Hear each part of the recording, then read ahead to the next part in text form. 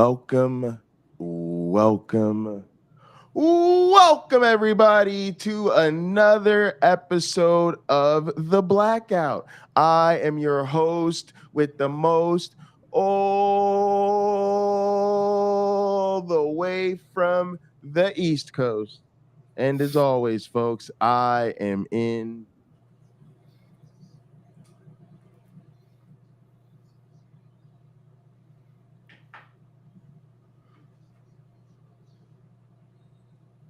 airplane mode, and I am joined by the biggest, the baddest, the meanest, the toughest, the Texas Longhorn legend himself. This is Give it true. up for the ultimate murder nerd. I am Best talking nickname about ever. Robert motherfucking You goddamn right. Reed. I'm gonna tell you, I will never not find the term murder nerd fucking hilarious.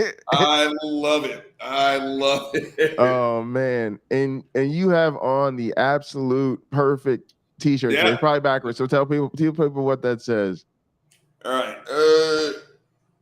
The dangerous Negro Department of Race Relations asked me about black people. Ask me about black people. Well, that is absolutely the perfect shirt to be wearing today because we're going to talk about how Christianity absolutely endorses slavery. No debate. No debate. And with the particular light to compare it to the slavery of the South, of the American South. And before we jump into it, I'll just say that I'm really glad Derek did this. Derek from Mythvision podcast did this documentary. I see Derek in the chat. Thanks so much for coming through, man. Hello, Derek. But yeah, this is I want to say a conversation we need to stop having. I find very little that apologists do more infuriating than having these debates about does the Bible endorse slavery? Yeah, absolutely. Absolutely. It's sitting on some bullshit. It's let me put Buddy down over here. The Bible 100% endorses slavery. And every discussion to quote unquote debate that is an insult to the topic. Right? It's like God gives us free will. Well, there's no free will according to the God model. If he's all knowing and all powerful and nothing goes down that doesn't go down to his according to his perfect plan, this isn't a debate. The Absolutely. Bible 100% gives the thumbs up to slavery. And so it's like, why we continue to entertain this foolishness is beyond me. I know what I've read. You know what you've read. Yeah, and slavery. And I would also say this too. I would always say that these conversations are racially insensitive because they're so often being had in a space and on a channel where people of color, people who were affected by slavery, I guess at least more recently, are not there. And it sort of reminds me of so many of the conversations we see around trans where they're not represented, or misogyny, and there's no women involved. Exactly. It's just a little bit, and again, like, I'm glad Derek hit me up because we don't have to participate in the conversation. You're not under any obligation to include people, but there might be consequences for not doing it. And just one of those consequences is the way in which they have the conversation feels insensitive. This documentary does not, but I wanted to bring that up right away because it really does bother me when people have these conversations. If you're gonna have the talk, get it right. And the apologist definitely not getting it right. No, and that's a great way to put it. It is insensitive. Right, it's kind of like when it Georgia, because Texas did it first, and then it was either Georgia or Alabama that did it second. And when they passed those absurdly draconian anti-abortion laws, and when they sat there and they celebrated, all the people was like, "This is a victory for God." every single last person that was a part of that conversation stood to take a piss. And it's just like, how do you have this discussion? How do you have this celebration, whatever the fuck you want to call it? And there's not a single woman in that discussion. You're not even trying to hide how fucked up you are. And now that you say that, I've actually noticed you're absolutely right. When they sit there and have these discussions on slavery, it's usually not nary a Negro to be found in these discussions. It's insensitive. It's dishonest. And again, it's a slap in the fucking face to actual slavery. Yeah, and that came from it. And also, I just want to say quickly, like they have in public on YouTube. So I just want to say to people having these slavery debates, we can hear you. You may not invite us. You may not call us to be on the panel. You may not want to co-stream when you do these debates, but we still get the notifications. So-and-so that is the Bible endorsed slavery. We can click on the video and then we can sit there and hear the things you say.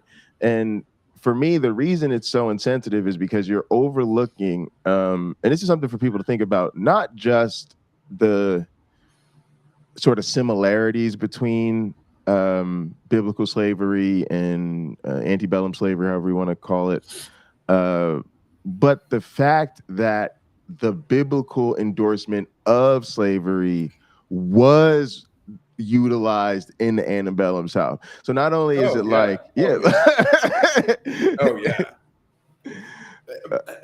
but that's the insulting thing, and that's why at least cats like me, I don't do the Bible wars anymore, because the one verse that we could use to show that it 100% gave the thumbs up to slavery, they'll say, well, this was the verse that we used to end it. And again, this is not a difficult topic. It's not a difficult topic. Slavery blows. It's like why we don't debate rape or the Holocaust. It fucking sucks.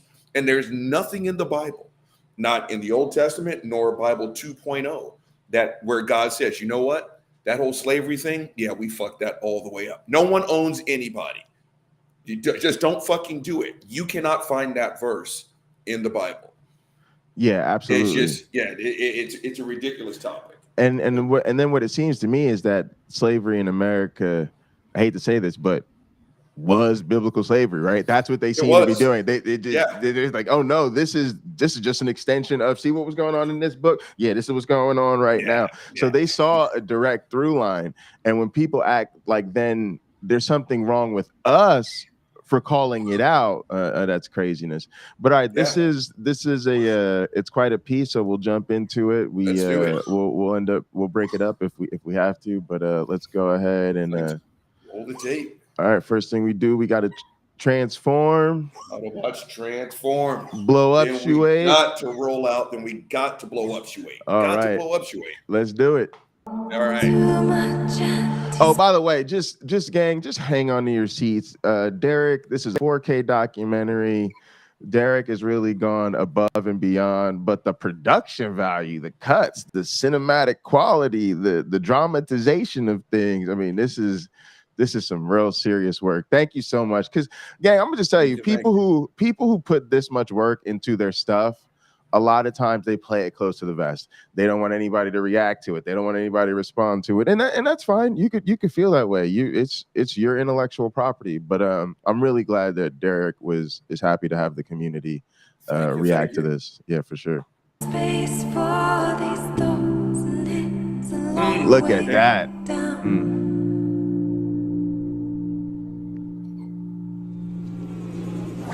All alone, face to face with the darkness that I know so well. Just let me go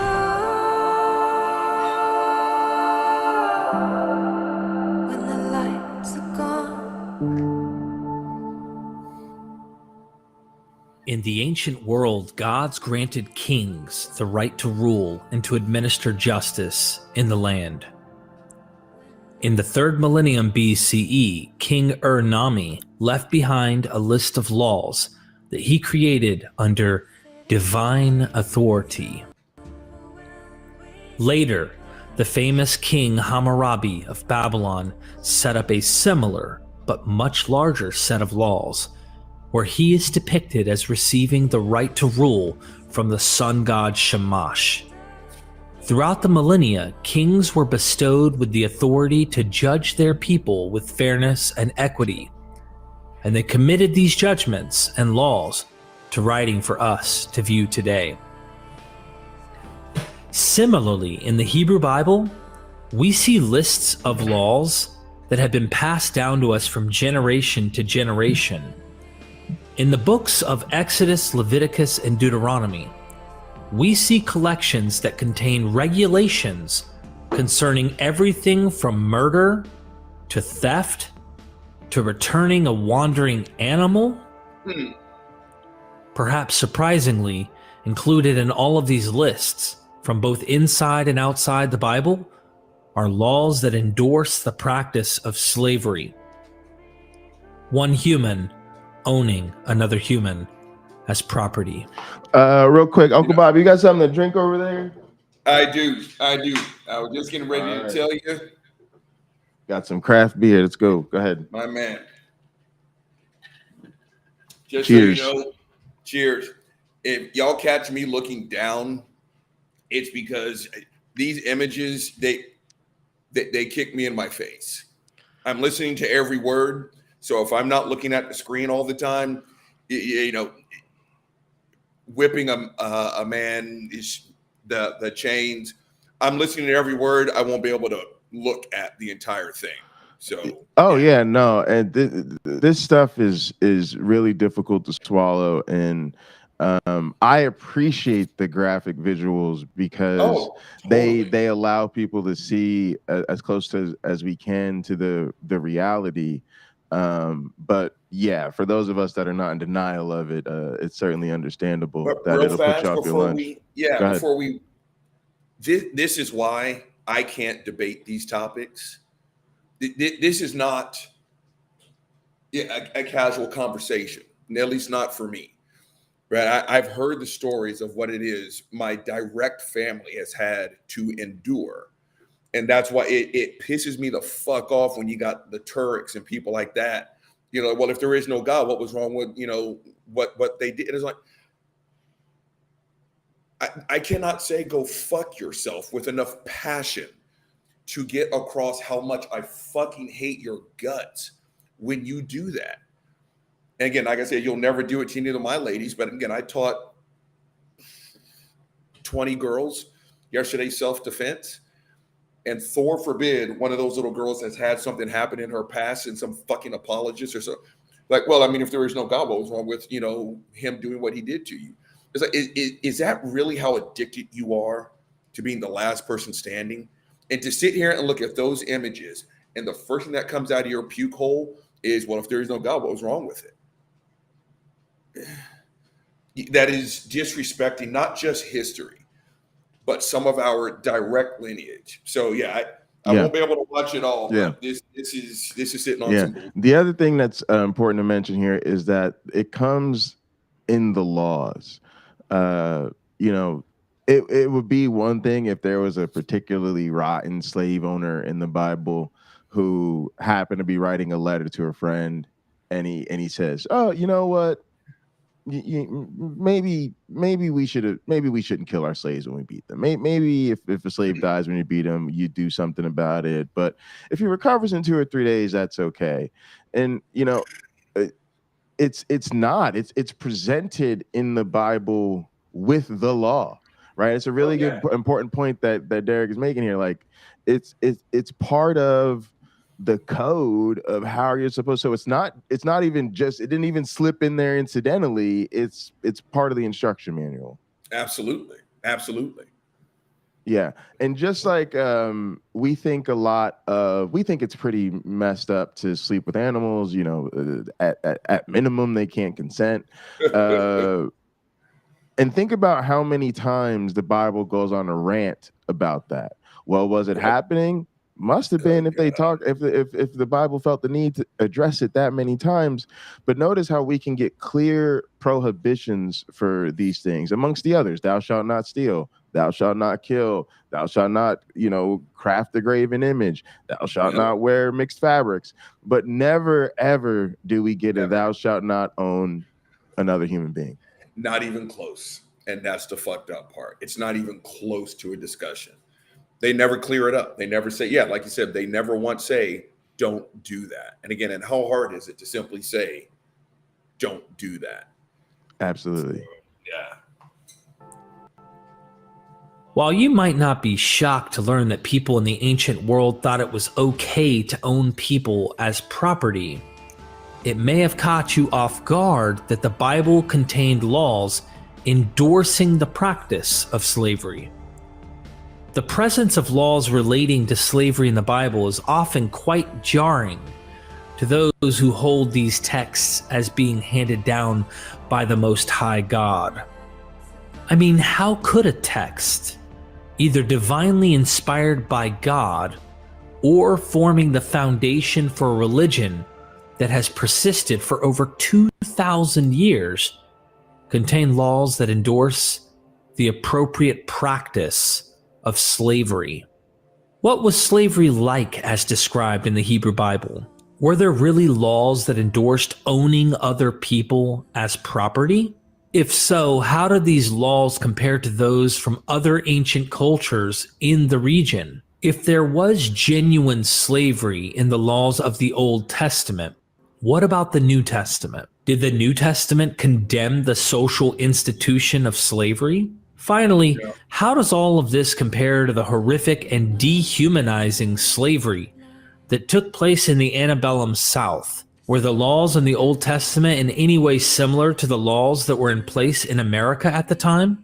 Before we look at the specific biblical passages, it is important to define our terms. While the definition of slavery can have nuanced meanings depending on the context in which the term is used, there are essential aspects that can be seen throughout. In what follows, we will essentially define slavery as a condition in which an individual or rights to their labor is owned by another, either temporarily or permanently. The owner controls and is legally allowed to derive benefit from the actions and activities of the owned individual. My goal here will be to give you a broad overview of slavery in the laws of the Old Testament. We will examine select portions of 3 primary legal sections in the Old Testament that deal with the issue of slavery: Exodus 21, Deuteronomy 15, and Leviticus 25.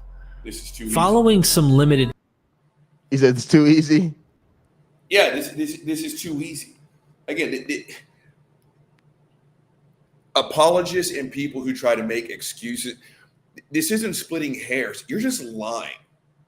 You're just 100% lying and being disrespectful to a topic that deserves, that has 100% earned the utmost respect. Again, nowhere in the Bible will you read, don't fucking do that. The first 4, again, if God thinks that we're such bumbling morons and that we just need everything spelled out for us, the first 4 commandments are all about jerking them off. And if you've never read the complete of the 10 commandments, the violation of the first 4 commandments is death. If you do not jerk me off, you die. And that was just, don't work on my favorite day. Don't say my name with a shitty attitude. I'm the only one you can jerk off. And if you don't do that, you die. Nowhere in those commandments does it say, don't do that. You see that black person over there? Yeah, don't own them. It never once clears it up. Right. And so, no, that's what I'm saying. This is too easy. Yes, you can go to Leviticus. You can all throughout the Old Testament. Yeah, that's why I say this is the dumbest. And Derek, thank you for your effort. Thank you for your service. But the fact that you had to put out a documentary, the fact that Matt has to continue to go down these roads with apologists, it's disgusting. Because if Turk and all them watch this video, they were like, oh, well, he's got Leviticus. Well, what he didn't see was in Romans 2. What it says is This should not be a debate. This should not be a debate. You see that person over there? Yeah, they're fully human, right? Right. So don't own them. Simple as that. Simple You as would think that. it would be. So yeah, this is too easy. Commentary on these passages, we will briefly examine the common apologetic that attempts to use the New Testament to explain God allowing slavery in the Old Testament because of man's sinfulness. All of this information and so much more can be found in Dr. Joshua Bowen's new book, Did the Old Testament Endorse Slavery? Second edition. You can find the link in the description below. He is an Assyriologist who not only knows the Hebrew language as well as Assyrian, Sumerian, and other languages, he sources the endless scholars who recognize this topic in depth as well. You wait for me.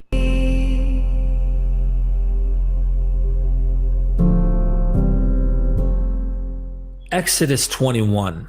Let's begin with Exodus chapter 21 in verses 2. Uh-oh. Lost some volume.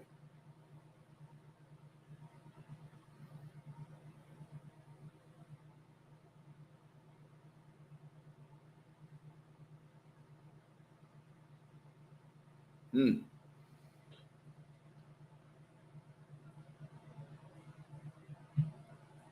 everything all right? I lost all volume over here. Buddy, you're killing your father there.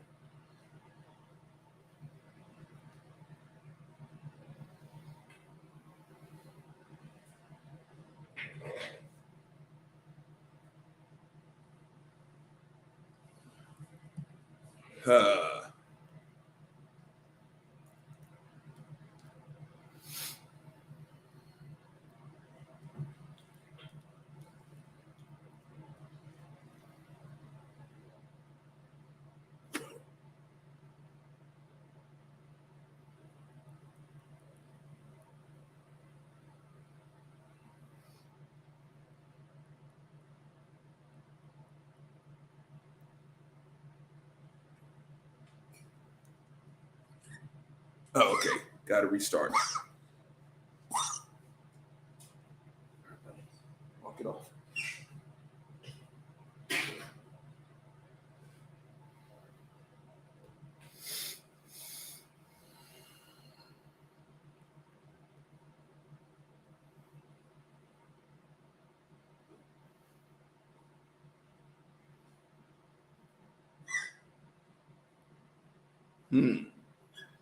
Can you guys still hear me? Is it just Bundy that's down? Hello.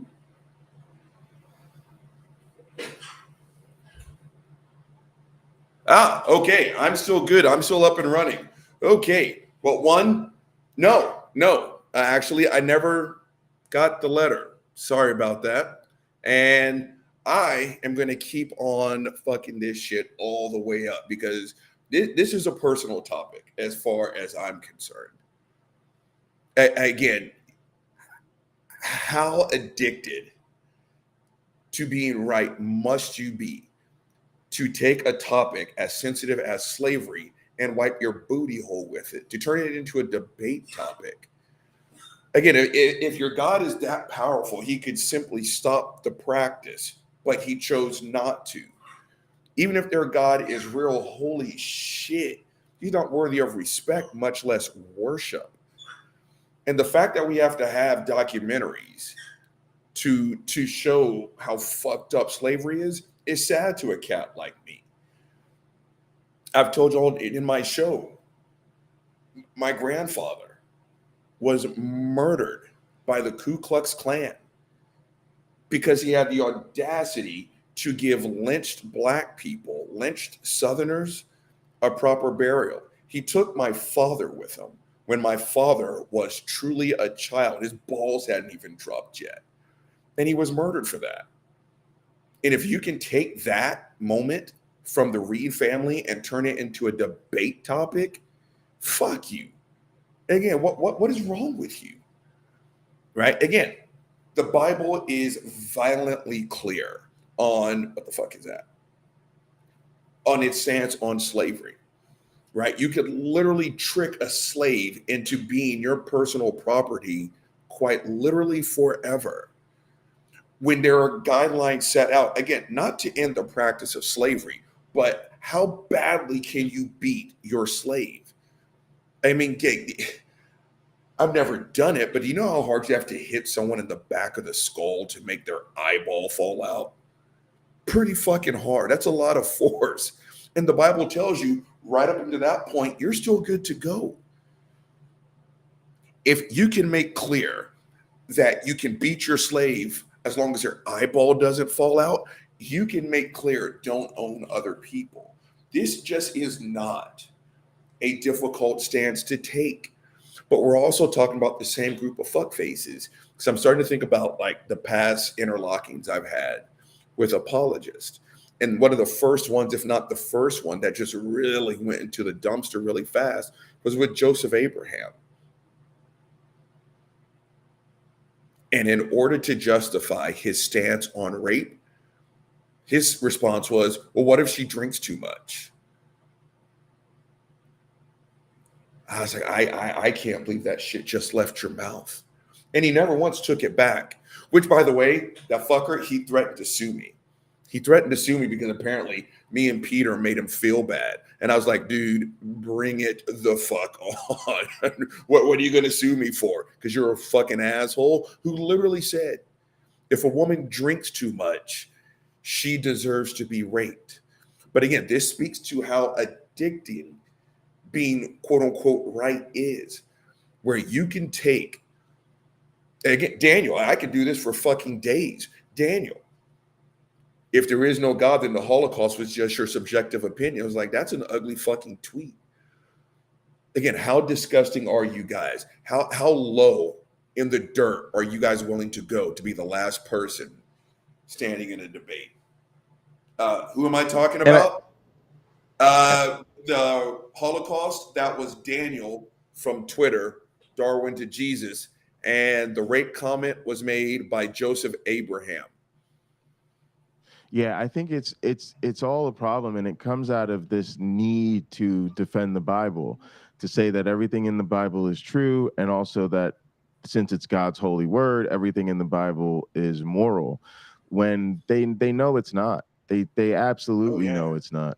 Yeah. Thanks for holding it down. That might, if that happens again, same game plan. Appreciate it. Absolutely. The endless scholars who recognize this topic in depth as well. You wait for me.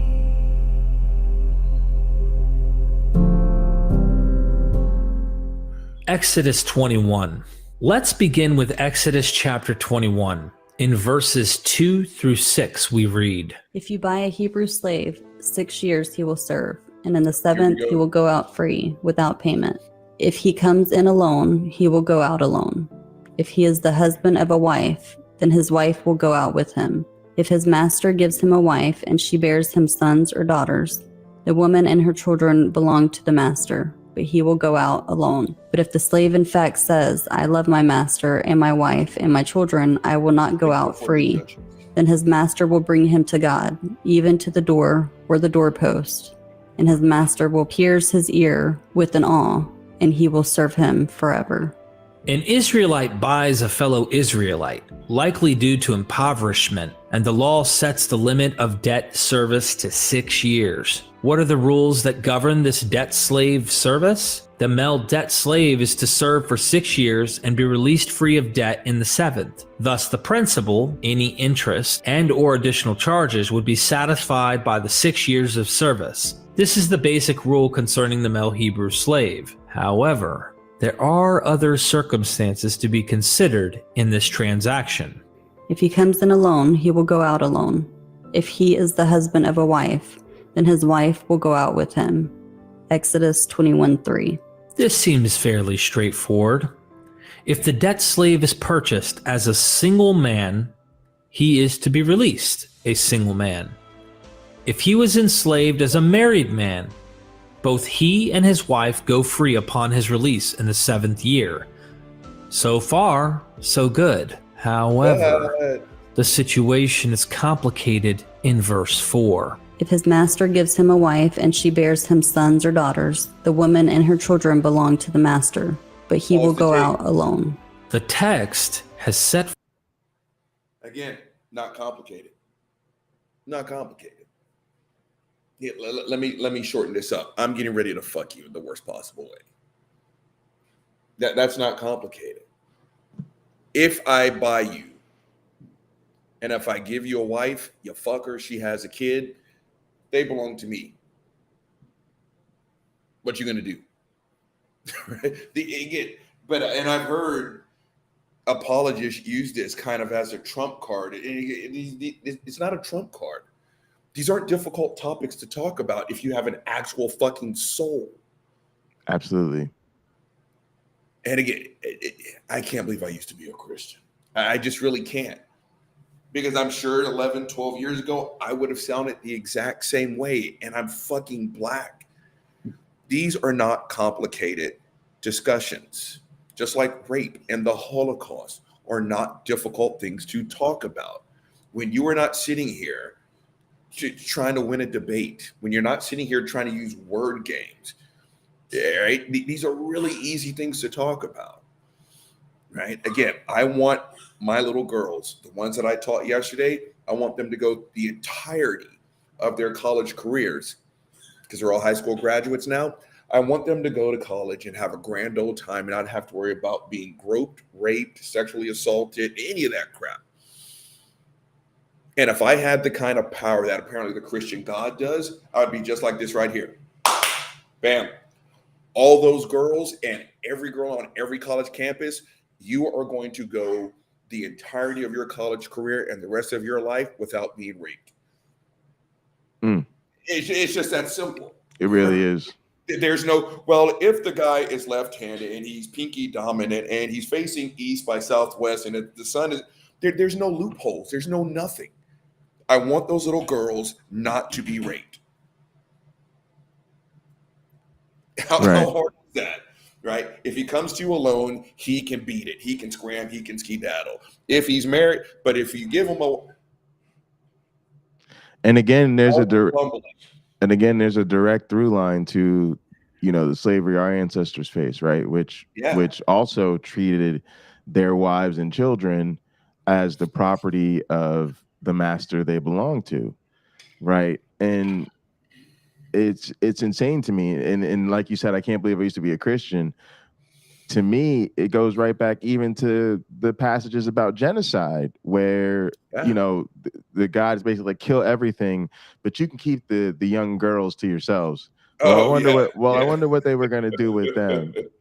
And quickly, you spoke about feeling this way as a Black person. This is part of the difficulty and why I do think that we need more diversity in the atheist movement, because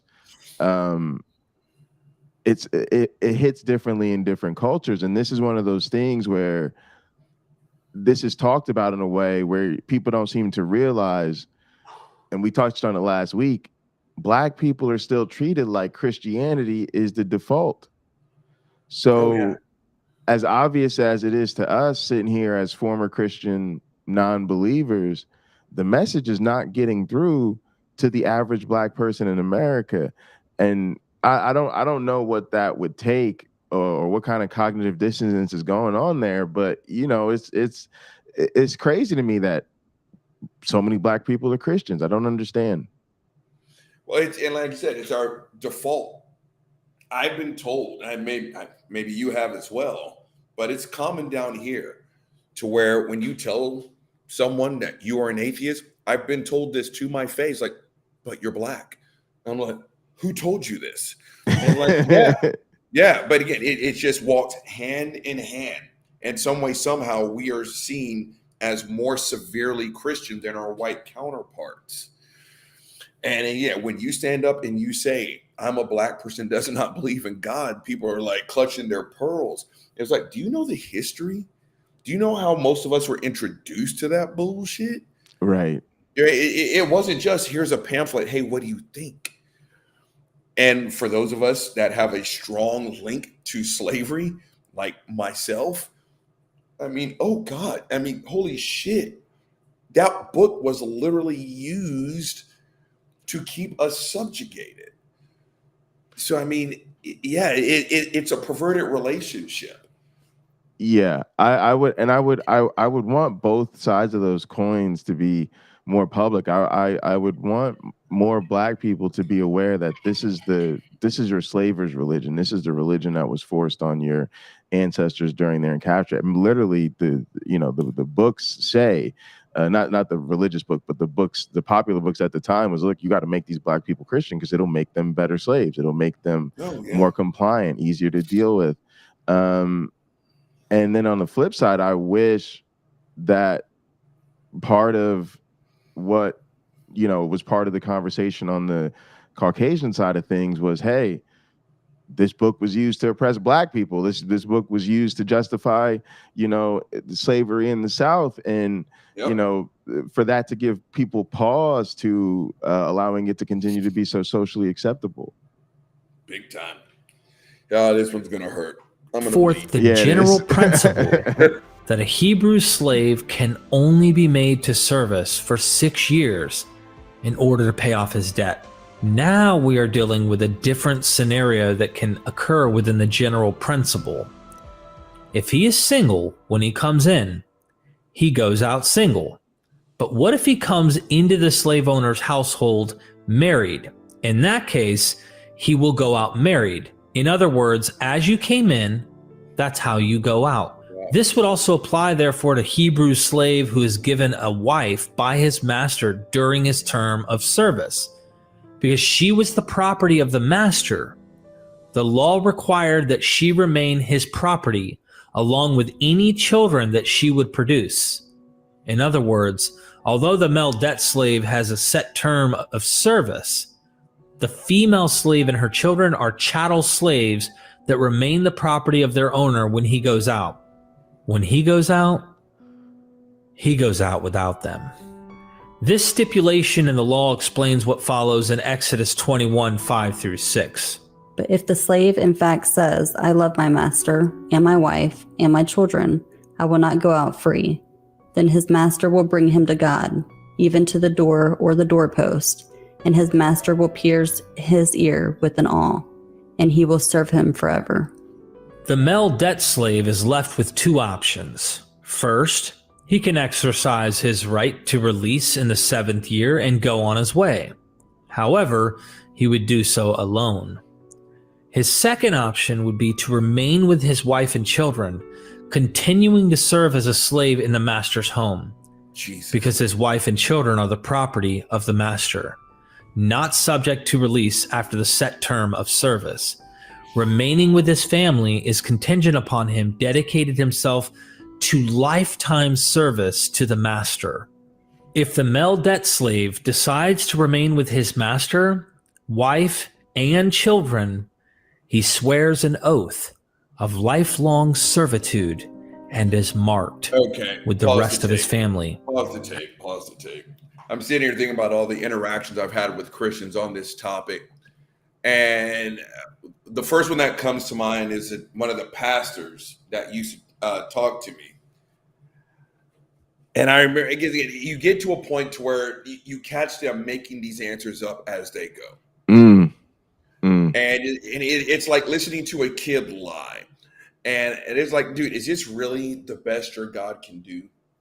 Because seriously, again, nowhere in the Bible does God say, stop doing that. Never once.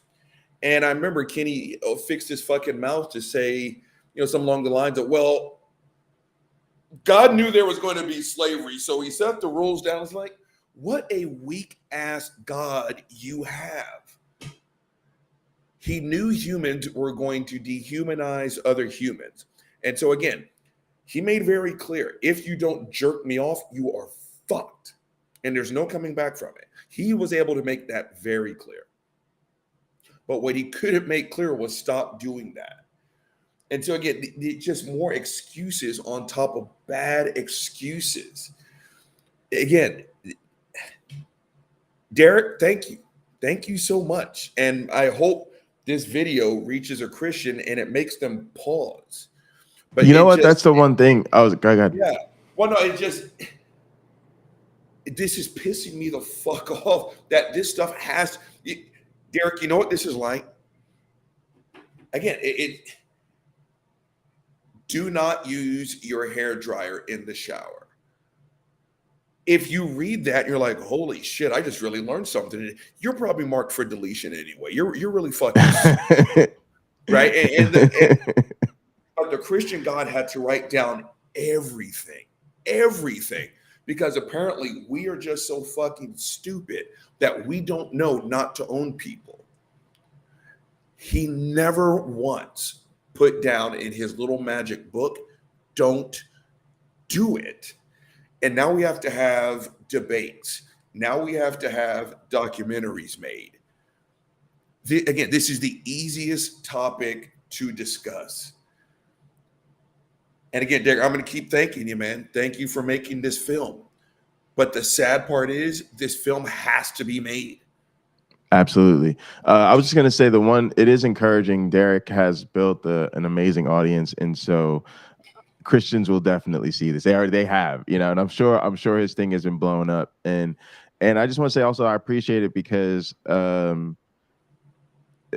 he's gonna go more into the South, so I'll let him get there. But a lot of people try to avoid making that connection, and they kind of try to avoid, really speaking to this in a way that advocates for social justice, right? And so there was some risk involved in taking this approach, and I appreciate it. As a chattel slave, having dealt with the rules for the male debt slave, the text turns to the female slave. And if a man sells his daughter as a female slave, she will not go out like the male slaves. If she is displeasing in the eyes of her master, who has designated her for himself, then he must let her be redeemed. He may not sell her to a foreign people, as he dealt treacherously with her, and if he designates her for his son, he must treat her according to custom of daughters. If he takes another wife for himself... Just pause it. Look at that first line. And if a man sells his daughter as a female... Right. And why not be the second commandment be, don't sell your daughter as a slave? 100%. 100%. Again, the fact that this conversation has to be had is insulting to the intelligence of every human on the planet who's able to think for themselves. And if a man sells his daughter as a female slave, and again, basically, I'm going to sell go fuck yourselves. Exactly. Because I know people, because Austin is a major hub for the escapees of the Children of God cult. Oh, I see. Go ahead. Yeah, and that is a real fucked up cult. And before I watched the documentaries, those people sat in that living room right there and told me stories that literally made me run to the bathroom and dry heave. Oh, to where goodness. You would sit, and I won't go into details. I want this video to stay up. But me and Susie have a daughter. David Berg is Jesus. As soon as our daughter hits the age of sexual maturity, as in she has her first period, we offer our daughter to Jesus. And during the offering, more times than not, we are sitting there watching what's happening. Sometimes we participate. Really? Now, oh my goodness. Oh yeah, I'm not even close to bullshitting. Oh wow. Now, tell that story to anyone else, they will lose their shit. And you ask them, do you think David Berg was a good person? They're like, if I can find this David Berg, ... Everyone will be pissed the fuck off hearing that story. This, you're looking at it. This is David Berg level shit. Yes. If you sell your daughter basically as a sexual servant to a dude. Again, this is a topic of conversation. Why? Don't eat shrimp. Don't wear polyester blends. Don't piss God off. Everything about him is clear than a motherfucker. But somehow we have to have these debates on selling your daughter as a sex slave. And, well, what exactly is your debt? What do you mean by slave?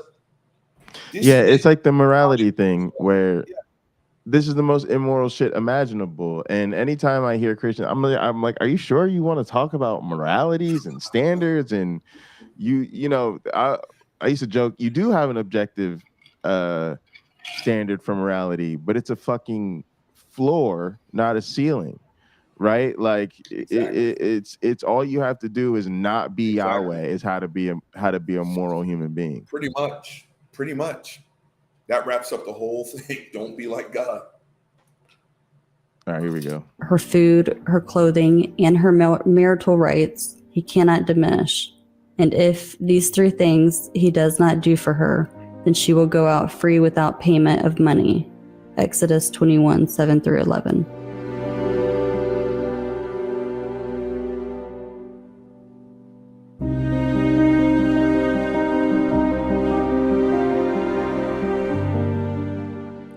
Here, the passage speaks of a man selling his daughter as a slave in order to satisfy a debt. In this case, she is entering into a sexual relationship with either her master or his son. And given this relationship and its social and financial consequences to her value, she is to receive certain rights from her master. Her status must be changed either to a wife or a concubine, as her sexual and reproductive capacities are now in use. This also means that unlike the male debt slave, who was also used in a reproductive capacity but without the social and financial consequences, she is not to be released after 6 years. This affords her protection, as odd as that may sound, as her master must provide for her, even if she falls out of favor with him. He cannot reduce her to the status of a simple slave and sell her to foreigners. He must continue to provide for her or allow her to be redeemed. Before we leave this section of Exodus, we should briefly consider the question of the daughter's consent. Christians do better.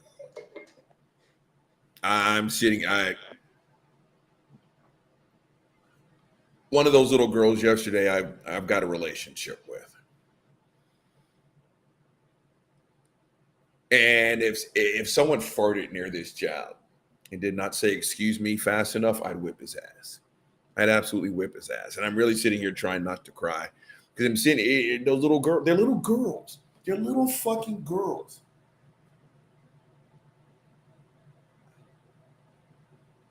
I'm not their dad.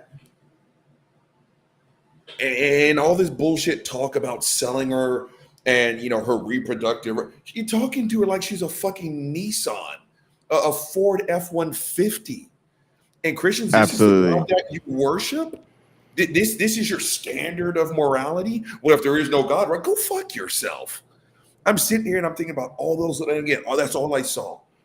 And I even said, yeah, as I get older, the little girls just seem to be getting younger. and some of them I met for the very first time. And it's like, kid, I already care about you. And if you ever have any problems, here's my personal phone number. Don't you ever let anyone fuck with you, talk bad about you, no. And so I'm seeing, and look at that picture. I can't even fucking look at it, especially after. The picture's crazy.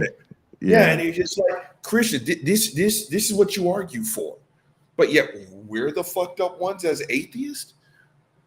This is your standard of morality, and you want me to reach it? Nah, fuck nuts. You need to step your game up and get to where I am, because this is a real simple discussion, especially the one that I know from yesterday. I'm not even close to bullshit. If she tells me I had a bad date, I'm like, what's his name? What's his name? Well, he didn't pay for the meal. I'm gonna ring his neck. That's it. Right? And that's just so. Again, this is the standard, Christians. This is when you say, well, you don't have an objective. This is what you're talking about. I'm not impressed, and I'm glad I have not lived down to your fucked up ass standards. Exactly. I'm gonna roll tape, man. That was perfect. in this situation. Does she agree to be sold as a female slave?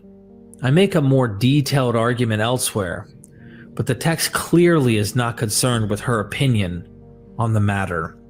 Hebrew Bible scholar William Propp agrees. In 21:7, the subject is the girl's father, not her purchaser.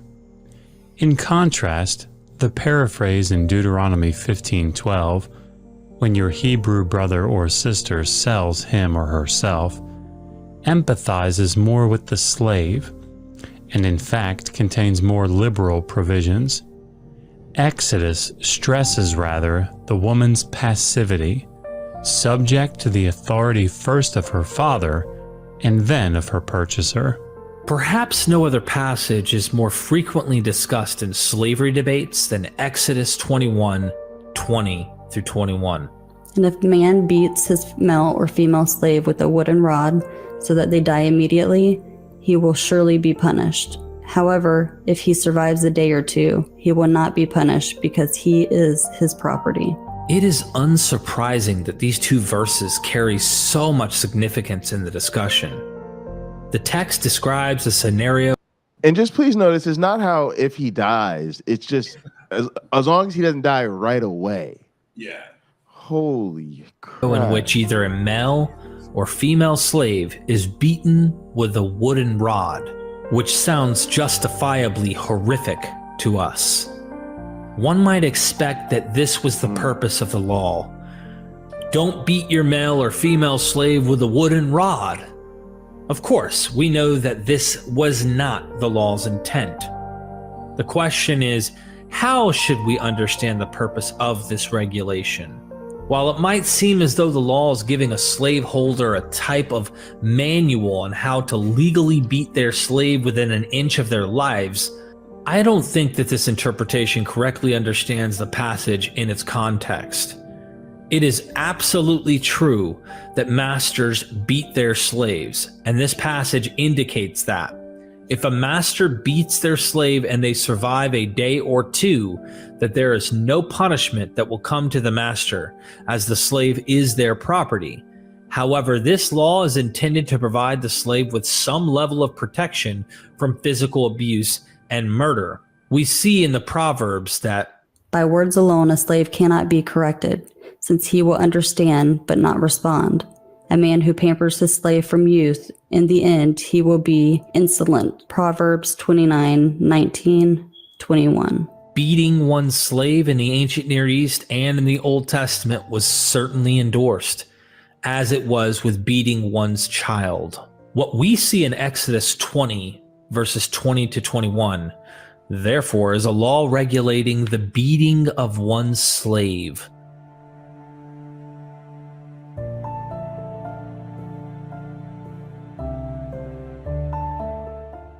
The rationale of the law is likely focused on the intent of the master in the situation. If the master beat the slave so severely that the slave died immediately, then there would be severe punishment, likely death. However, if the slave did not die immediately but survived for a day or two, then according to this logic, the intent of the master was likely not murder. Forever. Exactly. I mean, again, I need every Christian to please go fuck themselves. Yeah, it's just time to leave it alone. It is. And again, I know we all know exactly how that verse ends. If they rise within a day or two, they are to go back to work, for they are your property forever. This is absurd. This is ridiculous. This is insulting to the topic. The only thing to say about slavery is that slavery is bad, period, end of story. Who's got the first round of drinks? The fact that this has to be discussed speaks to the morality of the people who make these arguments. Yes. Again, it's if it takes you longer than 5 seconds, and I'm being very liberal when I say 5 seconds. If it takes you longer than 5 seconds to have the discussion about rape, you are either a rapist, a Christian apologist, or you are both. Yeah. Yeah, I put this is the same thing as slavery. You are either a slaver apologist or a fuckface, or you are both. The fact that my man Derek had to make this video, and the fact is, if a Christian apologist sees it, they'll want to debate it. There's no debate. There's no debate. If I can lay down rules on how badly you can hurt someone, I'm an asshole. So again, this is garbage. Absolute garbage.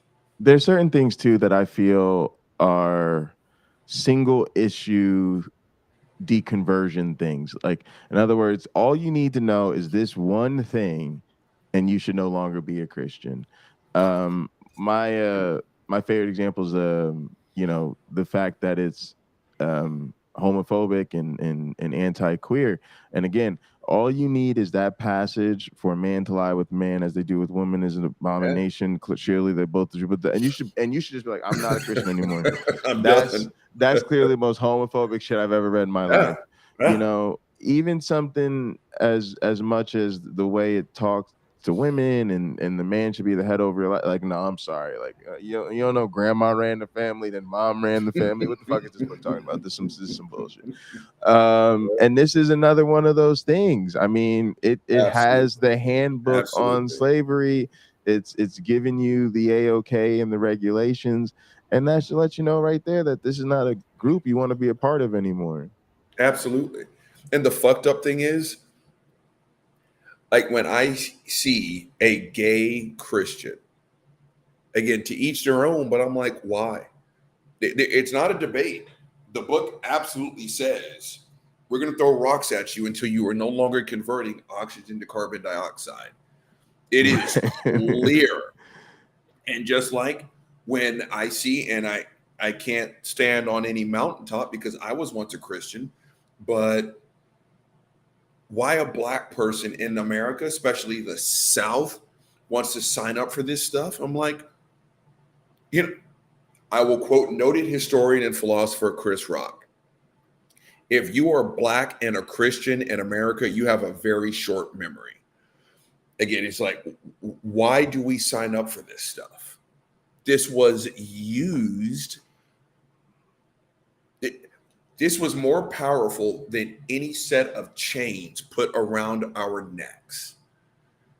And I tell the ladies in my self-defense class, if he can paralyze you with his words, he doesn't need to touch your body. The fact that they were able to get us to stay in line by simply opening up a fucking book and reading some sentences, they enslaved our minds long before they enslaved our bodies. And we have black people just sitting there, just sprinting to see who can get saved the fastest. This is garbage, man. This is absolutely. Eric, thank you for this film, though, man. Thank you for this film. Yeah, this is it's really good, but it's really bad. It's hard to listen to. Murderous. In other words, if the slave did not die immediately, then the benefit of the doubt would be given to the master, and the death would be seen as accidental. In verses 26 and 27, we read, "And if a man hits the eye of his male slave or the eye of his female slave and destroys it, he must send him out free in place of his eye. And if a tooth of his male slave or a tooth of his female slave he knocks out, he must send him out in place of his tooth." While it is clear that these laws are in place to benefit and protect the slave, they are often misunderstood in their context in the preceding verses. The text is elaborating on the principle of talion, generally describing lex talionis, or the law of retaliation. In verses 23 through 25, we see, "But if there is serious injury, you are to take life for life, eye for eye, tooth for tooth, hand for hand, foot for foot, burn for burn, wound for wound, bruise for bruise." In this context, we would expect that if a slave were on equal footing with the master before the law, we would read something akin to, "An owner who hits his male or female slave in the eye and destroys it will have his own eye destroyed." This, of course, is not the case. The principle of retaliation that the slave would have the right to the eye of the master is not in play here. Thus, the slave is protected by the law, at least in theory, from abuse or excessive beatings. If they are killed as a direct result of a beating, it is considered murder, and the master is likely to be killed. If the master destroys or puts out an eye or tooth, the slave is forgiven their debt and set free.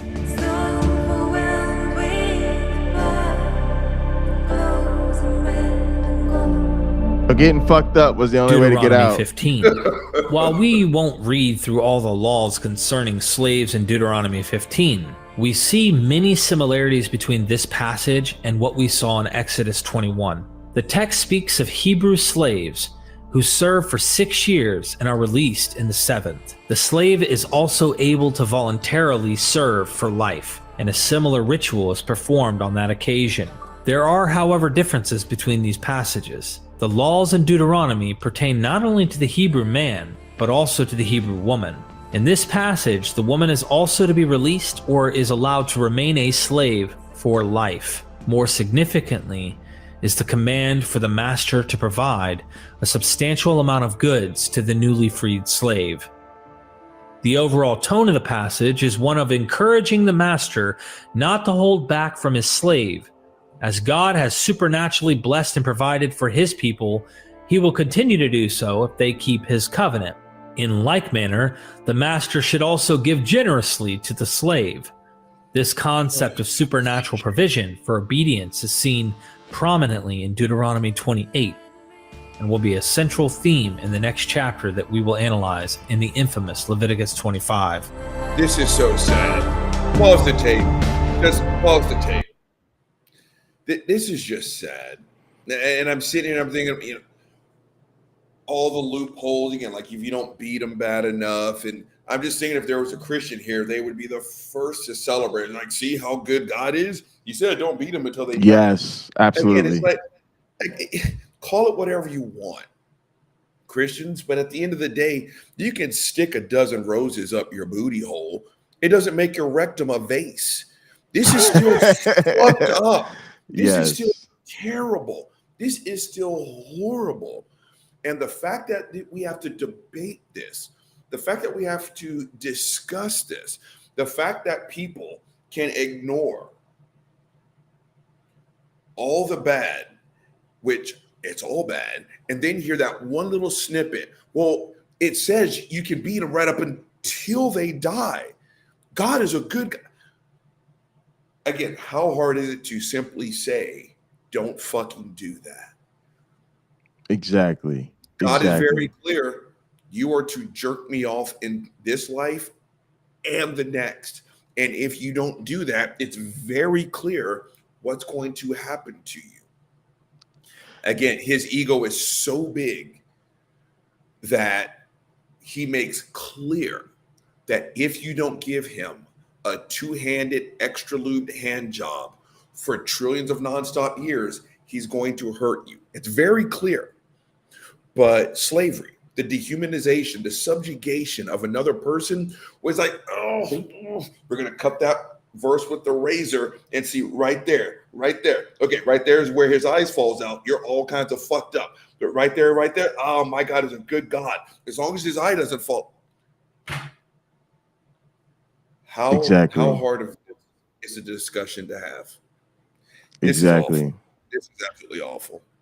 Yeah, it's terrible. And again, this should just be a single issue. It should just be one thing that you find out that makes you immediately not willing to be a Christian anymore, especially as a person of color. The other thing that drives me crazy are we really okay with this, gang? Like, think about this. Is it really okay in society to say that people who we know were enslaved under a certain religion had that religion forced upon them and continue to be violently undereducated to this day as a result of that slavery? Is it really okay that they're expected to just really, like, we treat, in other words, what I'm getting at is we treat modern Christians, especially modern Black Christians today, as though they are freely Christian. Leave them alone. They just want to be Christians. They're happy with their Jesus. Don't take their Jesus from them. That would be so sad. But are they really? Or is this the result of generations of indoctrination that goes all the way back to slavery that just needs to be stopped? Yep. Yeah. God, this is gonna hurt.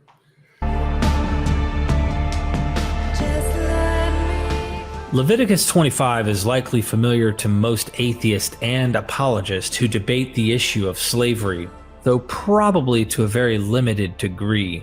These verses are incredibly significant to the slavery discussion. However, before we investigate what they mean, it is important to establish the context in which they exist. Let's begin with Leviticus 25 as a whole. The beginning of the chapter contains God's command to let the land of Israel have a year-long rest from farming every 7th year. The next section commands the people to also hold a year of rest every 50th year. They were to have 7 Sabbath years, totaling 49 years, following Jubilee in the 50th year.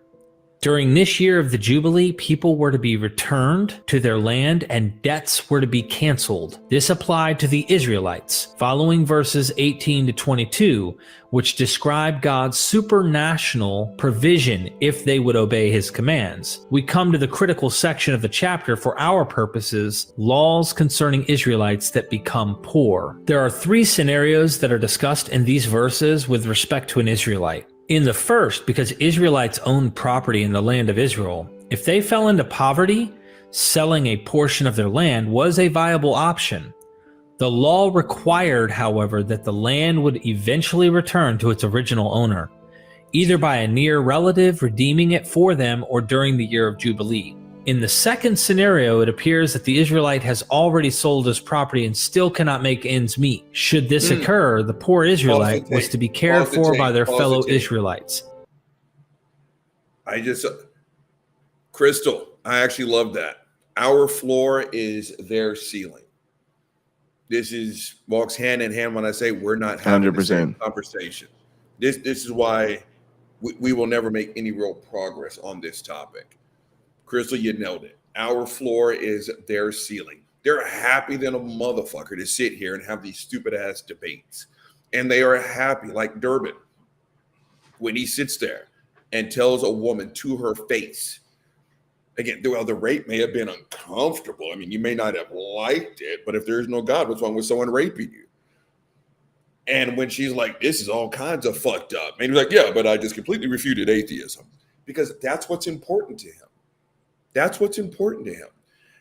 Again, what we flush down the toilet is what they call gold and treasure. The fact that we have to sit here and have this discussion, for them to sit here and comb through the verses so they can find that one word that they can say that we've taken things out of context, we don't understand.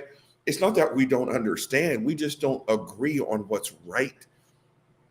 I think it's very, again, if there's no slavery in heaven, if there was no slavery in Eden, apparently it's possible to have no slavery and free will. So God found it necessary for this bullshit right here in the middle for there to be the dehumanization of other people. Yeah, you're right, Crystal.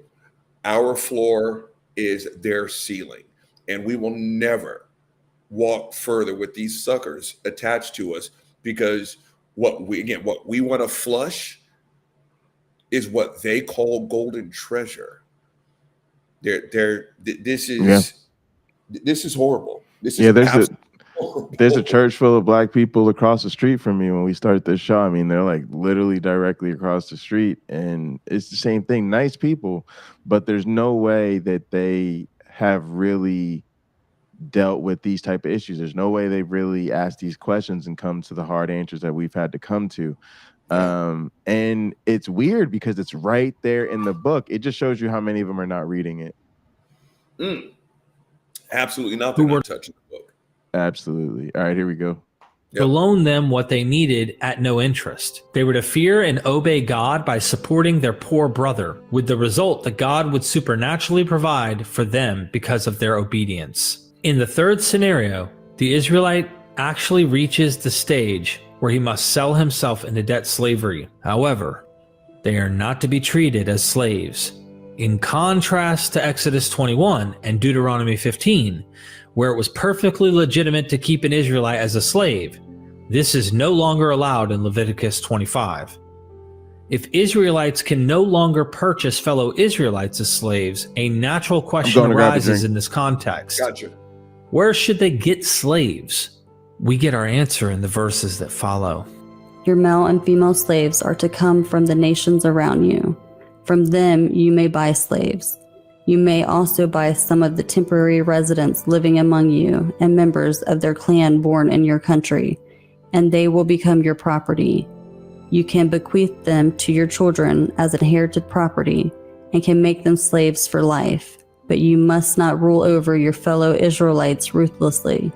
Leviticus 25:44 through 46. Amongst other things, we learn from these verses that 1. Chattel slaves can be purchased from the foreigners living in the nations around Israel and from foreign tenant farmers living in Israel. Number 2, these slaves become their property. Number 3, the property can be passed on as an inheritance to their children. Number 4, they can be made to serve as slaves for life. In short, the Israelites were given special treatment as God's slaves because they already had a master, God himself. I'm going to make them pause. They could not be treated as slaves by another master. Instead, they were to be treated as hired workers, whether under the control of an Israelite or foreign master. In contrast to this, foreign slaves were able to be purchased, kept as property, passed on as inheritance, and made to serve for life. These streets that once were paved. Holy shit. Oh, did someone pause the tape? Oh.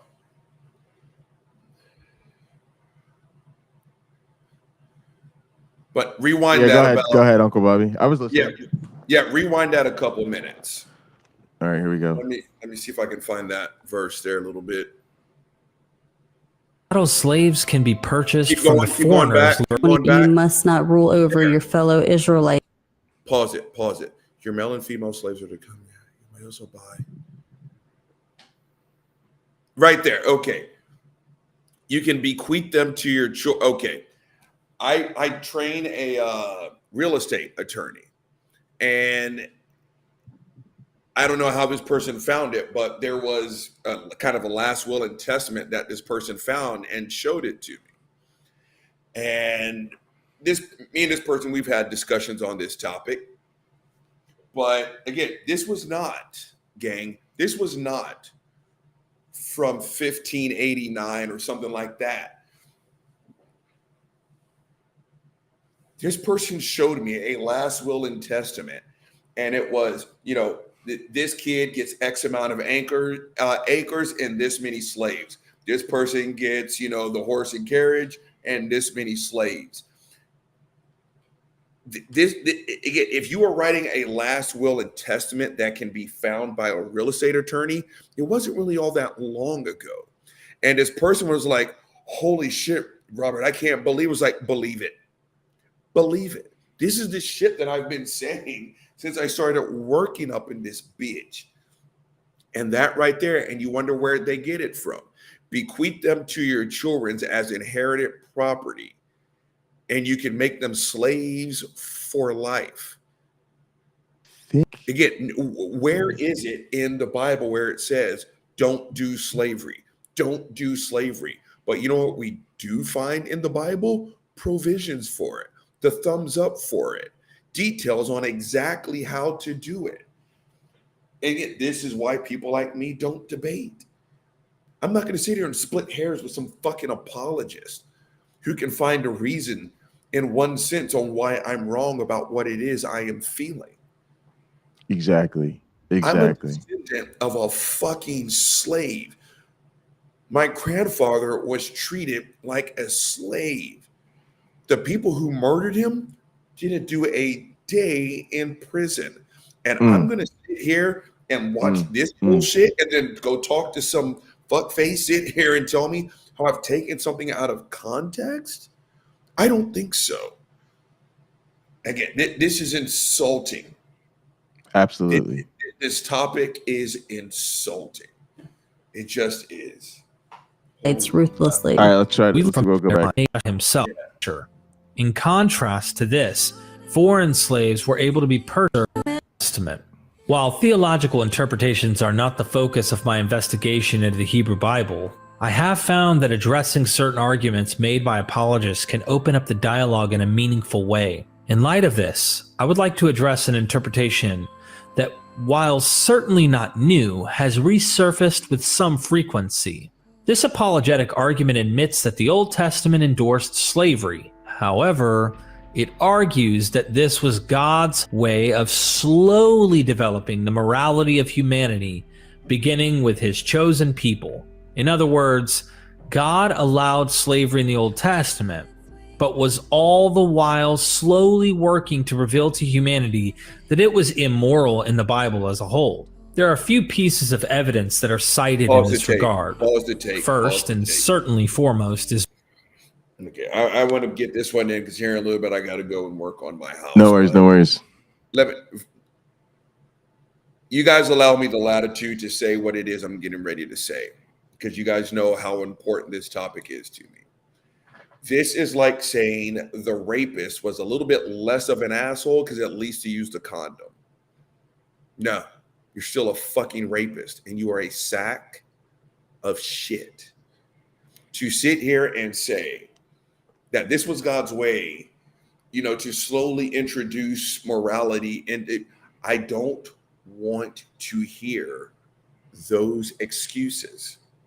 Oh, it's total bullshit. It's kind of like the whole, and there was a lady at work who tried this on me, and I was like, fucking save it. It's the whole, if man lies with a man as he does a woman, the whole Leviticus 18:22 passage.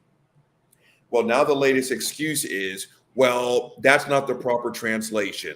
They didn't have a word for pedophile back then. And it's like, stop it. Because even if what you're saying is spot on correct, you know how many gay people have been murdered because of a mistranslation? Right. How hard, again, if that's what your God meant, how hard is it just to say, don't booty rape kids?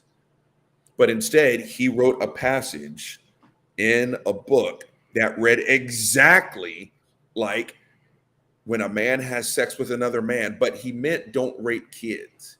Yeah, absolutely. It's really infuriating. Uses for the worst behavior ever. Again, how hard is it just to say, be moral, don't rape, don't murder, don't commit the Holocaust, don't own slaves? But instead we have to play this fucking game. This is disgusting, Christians. Yeah. Disgusting. Also, so number one, like, there are still slaves all over the world today. Probably more slaves in the world today than there were, when our ancestors happened to be enslaved here in America. People don't want to talk about it as much. Some of those forms of slavery are not as easy to see, but that's even just in America. And there's definitely a lot of slavery throughout the world. So it's kind of insane. Now, the other thing is, even the slavery the very graphic chattel slavery that we think of, that wasn't that long ago. No, so to act as though somehow, he was going to reveal in the New Testament that slavery was wrong. What? Garbage. And then it was going to be nearly another 2,000 years, and people still hadn't realized it. And now we're definitely more than 2,000 years later, and people still haven't realized it. So when is God gonna? And again, like, with what, the Third Testament that nobody's allowed to write? I mean, this is crazy talk. Yeah, this is just absolute crazy talk. We'll give it a couple minutes and let's do it. Yeah. It's Matthew 19:3-9, where Jesus was tested on the subject of divorce. We don't need to go into great detail in this passage, as the basic principle that is used to support the argument is relatively clear. Jesus is confronted with a portion of the Mosaic law, Deuteronomy 24:1-4, which seems to contradict what Jesus had just taught. Jesus responded that Moses had legally permitted men to divorce their wives because their hearts were hard in Matthew 19:8. This was not God's intent from the beginning. In other words, in the beginning, God created man and woman to be united for all time. He later allowed for divorce because of the sinfulness of mankind. This passage is then abstracted and applied to slavery, another situation. It is argued that Jesus and the New Testament was attempting to bring humanity out of. While slavery is not mentioned in the text, the principle of returning to creation can be similarly applied. Immediately following creation before the fall, people were not enslaved to one another, but rather lived with one another with equality. It was only later, when mankind became sinful and wicked, that God had to regulate their behavior in an attempt to bring them back to the pristine state of creation. In order to effectively demonstrate that Jesus intended to bring about the abolishment of slavery, or even to draw attention to its immoral character, it would seem likely that two things would need to be present in the text or in history. First, Jesus and other New Testament authors would have condemned the practice in some overt way. And second, There it is. the You early shall not church own another would human have being. recognized such condemnation. Is this what we see? In order to demonstrate that Jesus and the writers of the New Testament spoke out against or condemned slavery, there are several common passages that are cited by apologists, setting aside general statements about loving one another. Paul's letter to Philemon often appears early in the conversation. Here, it is argued the apostle implores Philemon to free his slave Onesimus upon his return. Although the meaning of the book is debated, assuming the interpretation most in favor of an anti-slavery position by the apostle, Onesimus would indeed have been a slave of Philemon, whom Paul was seeking to have freed. Another text that is frequently cited comes from the so-called pastoral epistles. This is sitting on some bullshit. Again, I've heard that one a million times before, right? Yeah. Escape and take as many of them with you. I mean, just stop. Just stop. This is an insult. This is an insult to the discussion of slavery. And I'm talking to the apologists that pull this bullshit, not my main man from Mythvision. This is garbage. This is trash. Again, I don't even know what to say. This is garbage. And instead of just curing cancer. Right. God is like, oh man, I felt my tit. There's a lump in it. Hey, dear God, take care of that tit. I'm good to go. And I remember I had a lady tell me that once. And one, she's not a doctor. And two, she was never diagnosed. She literally felt a lump in her tit. And she prayed, and later that month, there was no lump. So she was like, I had breast cancer. I prayed on it. I don't have breast cancer anymore. I was like, is that what you actually believe? She was like, absolutely. And I did. I absolutely called her the most selfish bitch on the planet. You mean to tell me you've got the cure for breast cancer, but you're sitting at a restaurant eating a hamburger with me? You're not presenting that to the scientific community? Are you serious? You are level selfish. So again, God could stop breast cancer, but instead he blesses just a handful of women around the planet with a cancer-free tit. Right. You could just stop breast cancer, but you choose not. Stop it. You could stop slavery, but you choose not to because you want to slowly introduce morality. And again, Paul, to the letter to Philemon, escape and take as many. Okay, so let's say he took 200 slaves with him. Okay, 200 slaves minus how many hundreds of millions have been enslaved since the dawn of time? Right. and I'm supposed to bend over backwards, giving God a round of applause for this? Again, this whole topic is disgusting. And Christians, the fact that you guys will watch this and take the antithesis, it shows how disgusting you actually are. I can't believe this is an actual topic of discussion, that we have to sit here and debate some asshole on whether slavery was actually bad or not.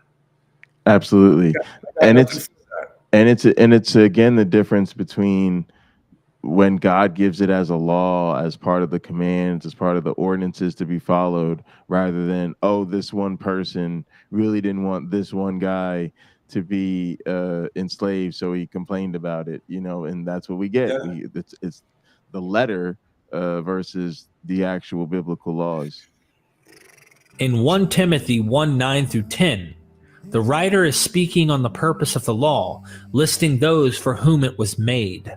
We also know that the law is made not for the Exactly, yeah. righteous, but for lawbreakers and rebels, the ungodly and sinful, the unholy and irreligious, for those who kill their fathers or mothers, for murderers, for the sexually immoral, for those practicing homosexuality, for slave traders and liars and perjurers, and for whatever else is contrary to sound doctrine.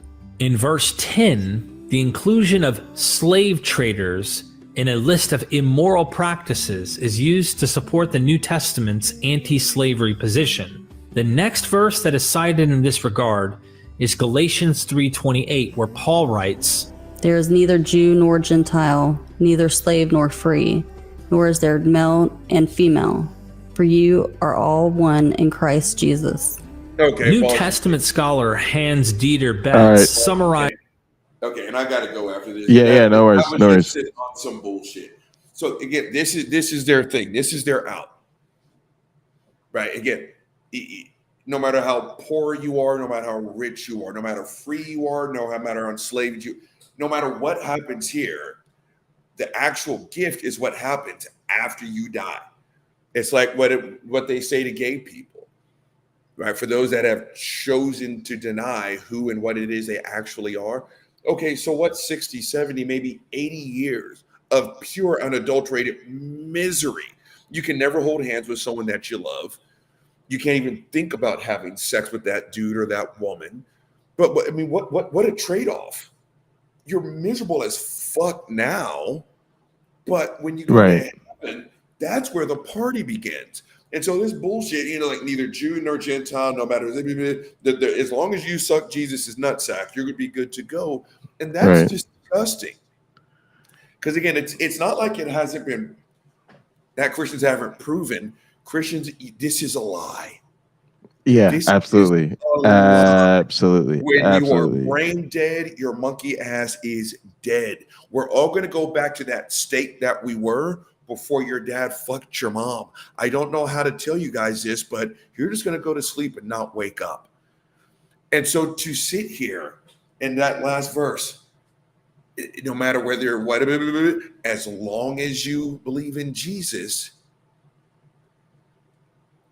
this is just disgusting. Yeah. Also, notice how there's so many commandments about the absurd. Don't have sex with sheep, don't wear polyester blends, all this type of nonsense.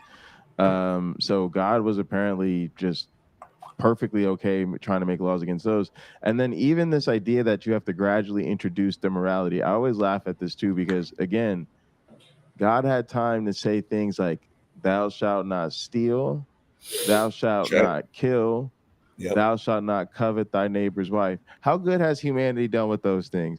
Like, it's some, like, you know what I mean? Like, he was like, I could tell them not to kill, not to steal or covet. They're ready for that. They're ready to accept that message. Oh, but that don't own other people. Nah, they're not. I can't. It just doesn't even make any sense. Oh yeah. But this is what happens when you're so desperate to be correct. There's nothing that you said that wasn't spot the fuck on. It's just they're desperate. I was once desperate, and you just want to win, and you're going to win at all costs. And no matter what subject you need to belittle, you'll do it. But again, Crystal, I think you fucking nailed it. Again, what it is, we are desperate to flush down the commode. Christians are going in there with two hands to pull it out and put on their mantle and show off as a trophy. Absolutely. This isn't a difficult discussion. Slavery's bad, period. Don't do it. Absolutely. So yeah, this is Yeah, I trash. think maybe we pick up next week, and we've got Yeah. I think that's when he gets into the stuff about the South, so that should be really interesting. I will definitely be drinking more for that one. But yeah, let's definitely do that one. All right, sounds good. Thanks so much for joining me. That was a good one. Yeah, appreciate it, man. And gang, appreciate you guys all for tuning in. Gin and Truth on YouTube, Pocket Locker 86. There are links in the description. We'll be hanging out and gather.